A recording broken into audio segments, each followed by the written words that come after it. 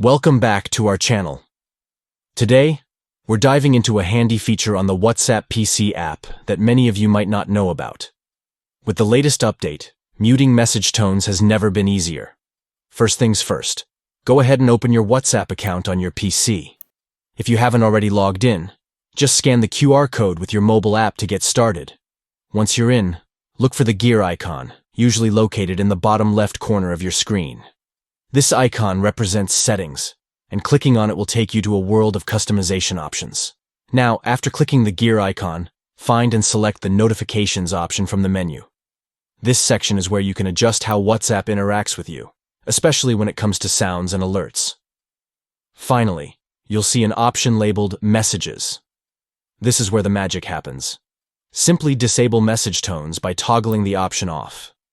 If you prefer a quieter experience while working or browsing, this step ensures that you won't be disturbed by those incoming message alerts. And that's it.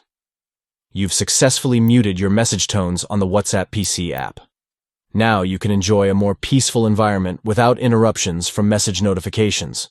For more tips and tricks on how to make the most of your apps, don't forget to like this video, subscribe to our channel, and hit that notification bell. Thanks for tuning in, and we'll see you in the next video.